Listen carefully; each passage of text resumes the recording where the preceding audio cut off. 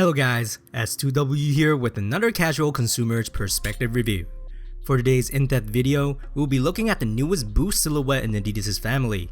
Starting 2019 strong by quickly introducing a new sneaker, they've remodeled and revamped a previous silhouette of the same name from their lineup.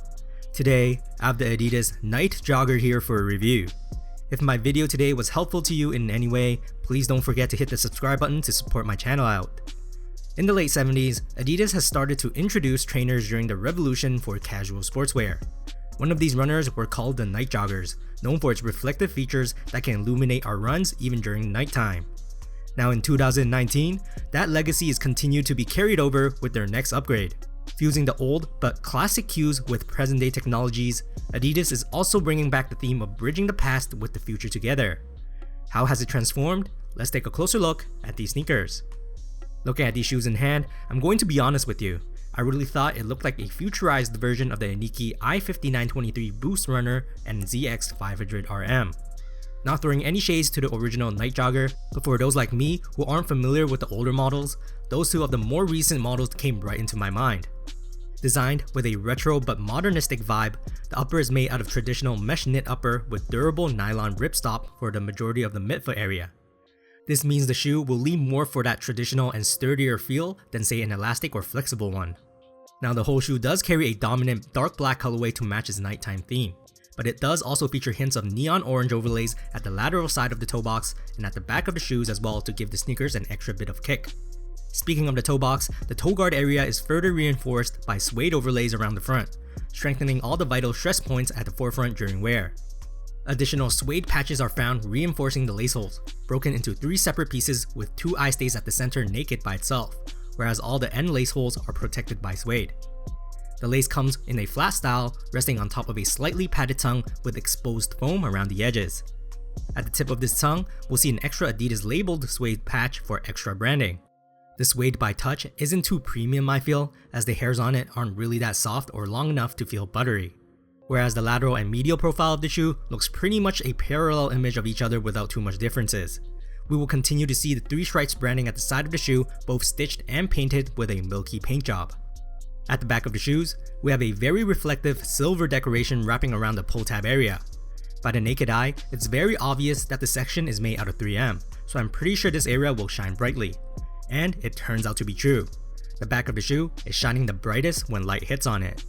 Surprisingly, the orange overlays are also covered in 3M paint, so it's shining as well. Furthermore, the laces are also 3M, with the side 3 stripes also shining a bit and also the orange stripe at the toe box reflecting as well. This sneaker is definitely a nice nighttime runner, especially with all these 3M reflections, so when you're walking or running at night, vehicles will definitely see you.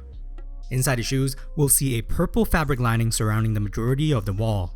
Only the Achilles or heel tab is padded, whereas the ankle lining is all flat and thin without much cushioning. This sneaker also comes with insoles, but they are glued down so you have to rip them out if you want to. The fabric is like polyester, so it feels very slippery by touch. As for the cushioning, they have added an EVA support piece around the back area for extra heel stability. Right under this is the full-length Boost Midsole Cushioning, also known as their most responsive technology for their sponginess or bounciness it provides while wearing them.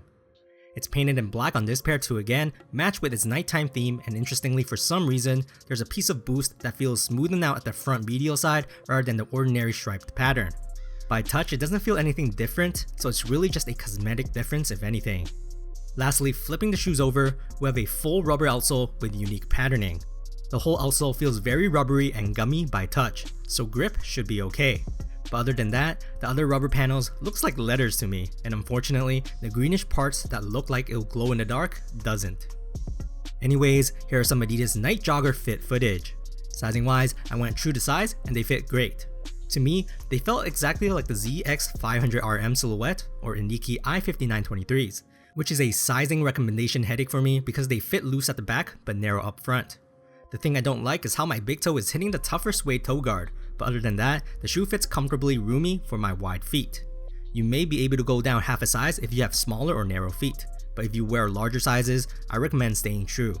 You can technically say they fit like the Nike or ZX500RMs too, so you can base off of that sizing as well if you have a pair of those, but true to size for me worked out.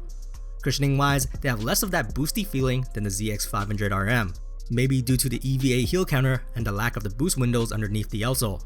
It feels exactly like the Nike i5923 in my opinion, maybe a tiny bit bouncier up front, not as stale as the NMD, but definitely not to the pillowy level of a Pure Boost or Ultra Boost. Appearance wise again, it's all personal preference, but I absolutely think Adidas killed it with this silhouette, especially on this colorway personally.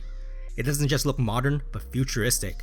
It has an edgy vibe to it, and although I don't think it'll be that great of an actual jogger per se, it'll be a great shoe to wear as a lifestyle sneaker both day and night for its clean look and unique 3M detailing. Because of the rubber materials, it won't be as lightweight as some of the other boosted silhouettes, but it has this reassuring durability to it that I feel it'll balance the cons out. Most importantly, price-wise, at least here in Canada, it's $170 before tax, which matches some of the lowest price boosted products in their lineup, to which I find surprising because it brought such a nice premium construction along with it that I think it should be at least the same price as the ZX500RM, which is $20 more.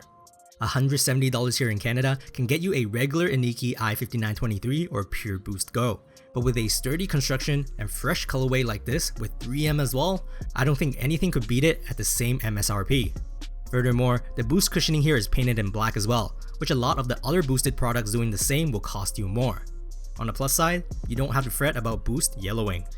It's a nice looking sneaker at a great starting price with colored boost, and if you are in the market for new shoes for the new year, then Adidas already has a great one starting off this one. As always, throw me some likes if you like this video, hit the subscribe button if you haven't already, and let me know in the comments what you think about this new upgraded silhouette. I understand $170 is still a pricey number to a lot of people, but for an Adidas with boost that looks great on feet, these I think does a pretty good job. That's it for today, S2W signing off.